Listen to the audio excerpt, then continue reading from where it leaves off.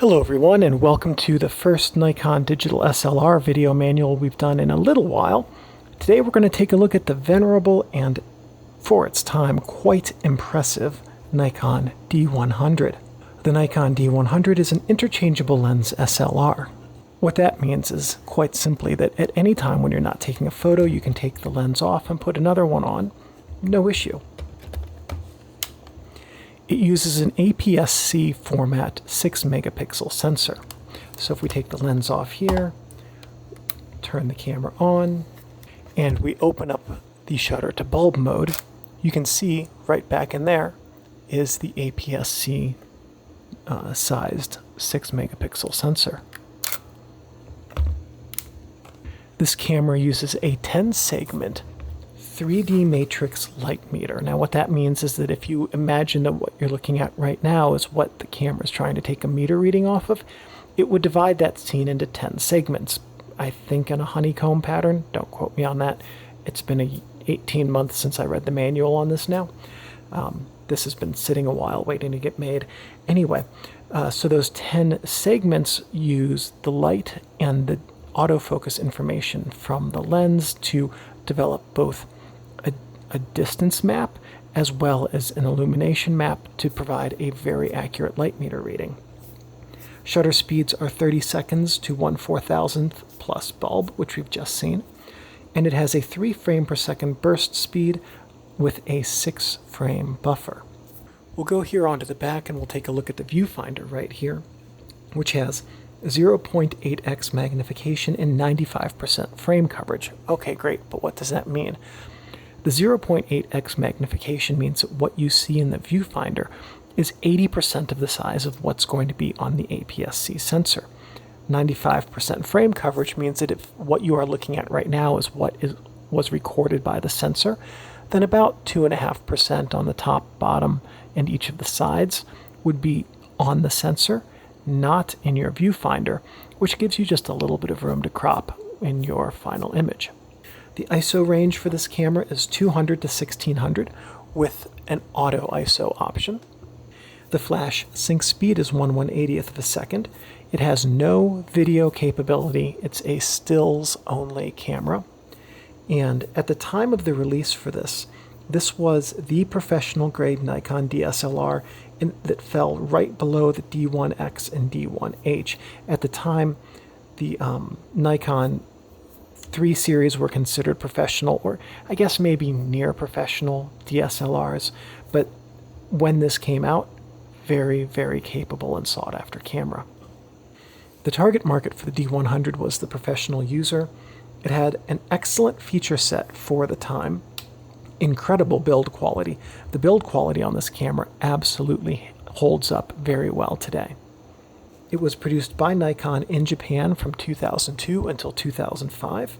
It was preceded by nothing directly, as this was the first professional Nikon DSLR below the single-digit series. The design layout for this, however, the interface, it might look kind of familiar to you film camera users, did draw quite heavily from the film F100. And this was followed by the D200. So now, if you have your Nikon D100, we're going to do as we do, and we're going to go over all of the features on the camera. In the second video, we'll talk about all of how they all work, at least the ones that aren't minor. That we'll cover a handful of the insignificant features right now that are really simple and understandable, but go over most of the complicated ones in the second video. Anyway, over here on the sides, we're going to start with these. These are your strap bars where you can connect your camera strap. Then up here we have your drive mode switch and dial. So the way that this works is that this is locked right now. Here's your lock switch. If you push that down, now you can select between your drive modes, which are single shot, 3 frame per second continuous, and self timer.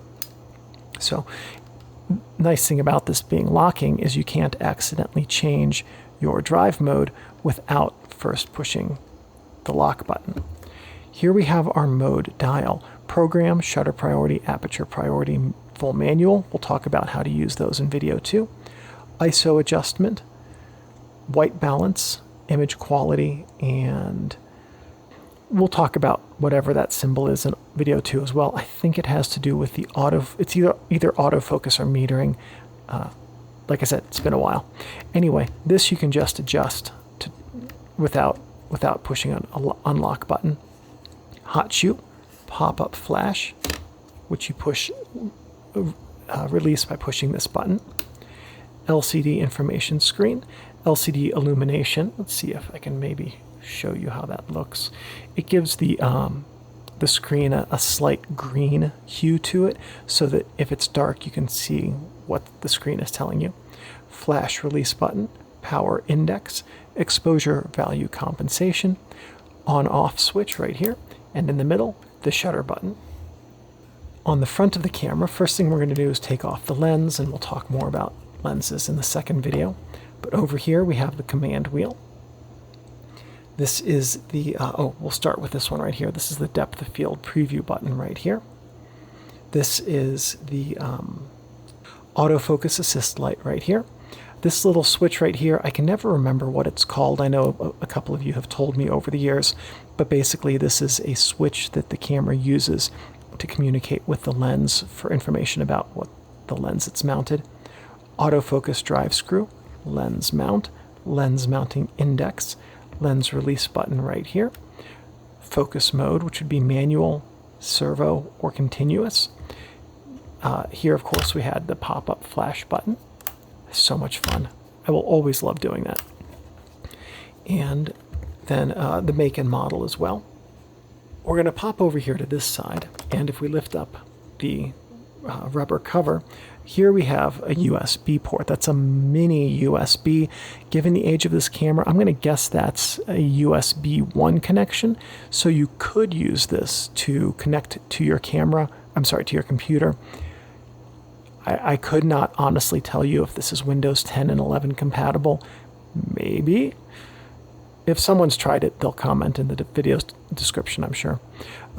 But this is so slow of a connection that realistically taking the CF card out of the camera and transferring your files to your camera through a CF card reader will be way, way faster than using your USB. Here we have DC in, looks like it. No, video out, haha, video out port right there. That's not so that you can record video. That's something that you could use to connect to an analog TV for slideshows. This is the DC in right here. So the DC in here would be used to connect your camera to an auxiliary power block that you could just plug into a wall and not have to worry about the battery that we'll see in a few minutes going dead. And basically this would allow you to do something like astrophotography or other similar very long exposures or time lapses without coming back and finding out that halfway through your hard work the battery had died. On this side of the camera we have nothing. On the camera's back we have a bunch of stuff, and we're going to hang out here quite a bit in the second video. We have your bracket and green dot button. We have your flash exposure compensation and format button. Basically where you have the green dot and the format, you have to hold two buttons. With the format button, if you hold down both this button and your light button up here, you'll format your CF card and erase all of the files on it. The green button is this one up here, and quite honestly, I cannot recall what the function of that is. Let's push them both and see what happens. It doesn't seem to be doing anything, so I apologize for not remembering what the green function is. Viewfinder, diopter adjuster.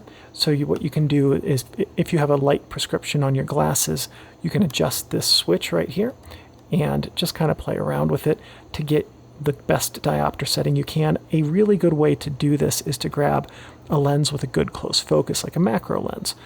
Shoot it, set it wide open, look through, set up something like a sharpened pencil that has a fine point on it. Focus on that point. What you're going to do is you're going to focus on it using, I forget if this has live view or if you're just going to take photos until you get it correct. And then once you have it in focus on your monitor and you know that that's in focus, then you adjust the diopter until it looks good to you, and that's how you know that you've correctly adjusted your diopter. Here we have the meter selector switch, which switches between 3D matrix, spot and center weighted, AEL, AFL, rear command wheel. This is the monitor button right here, menu button, thumbnail button, protect button, and enter button, LCD screen. This is your 4-way cross pad for controlling things like the menus, which we'll see in the second video. This is your focus lock switch, which has, what this does is allow you to lock and unlock focus. I'm going to put some text over this right now that's going to tell you exactly what the focus lock button does, and I'm just going to apologize up front for that being a feature I don't use. Then down here we have the delete button. Here we have the SD card access lamp. So if the CF card rather, if the camera is writing a file to the CF card, that will blink. CF card door, which we just opened this way. CF card release, and there's a CF card loaded into the CF card port. In the second video, when I show you exactly how to do this, we'll talk about exactly what kind of CF cards this camera can and can't use.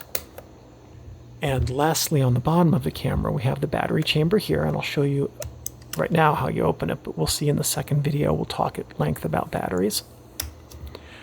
Nikon digital camera, the maker, the model number, the registration information, where it's made in Japan, serial number, tripod socket, and over here should be some electronic contacts for the battery grip. If I can get this off. There we go. Electronic contacts for the battery grip. Not sure if that rubber cap has ever been taken off of this camera or not. So I'm going to give you some things not to do with your camera. A big one is going to be don't touch the mirror, don't touch the shutter, don't touch the sensor. It's just, you don't want to have to deal with cleaning those, because that's cleaning finger oil off any of that is a really good way to end up damaging your camera permanently. Don't leave it in a plastic bag or box, because plastic is moisture permeable. Water can, or moisture more accurately, can get into it over time, and that can cause fungus and mildew to grow in the rubber of your camera, in the optical systems, and just kind of impair your image quality and make the camera not fun to use. If you are going to store it in a plastic bag or box, make sure you have a rechargeable desiccant pack, not the one that came inside your Gucci purse, but an actual rechargeable one that will let you know when it's done and when it's time to recharge it, so you can do that. And that will help protect your camera. Don't leave your camera in your car. Heat and cold can damage it in different ways. They can affect the plastic, they can affect the lubricating oils and mechanical components and electronic components within these cameras. Also, these cameras could still be a very, very popular theft target. If someone wants to steal a camera from your car, they're not going to examine it in detail to determine whether or not it's a new camera or an old one. They're going to smash your window and hope. So don't leave it in your car, even if you pop into just like the gas station to pick up a Twinkie on your way home or something. Take the camera with you. It's always better to carry it around your shoulder or something than to come out to no window and no camera. Don't let it get wet. Even though these are professional grade cameras, I couldn't determine. I do think that they are weather sealed. I do believe that to be the case. At least these covers are. There is no weather sealing on the CF card port, so it looks like it's not fully weather sealed. But at any rate, don't let it get wet, because even the areas that have like rubber covers on them, that rubber is going to be, as of this video's recording, at or near 20 years old. It may well have shrunk just a little bit over time. Just remember that your Nikon D100 is a precision tool that should be handled with care and respect. And as long as you take care of your Nikon D100, your Nikon D100 will take care of you. So that's it for the first video. In the next video, what we're going to do is go through all of this. And then in the third video, we're going to go over the menu system and how all of the different menus affect the way that this camera works. See you in those videos.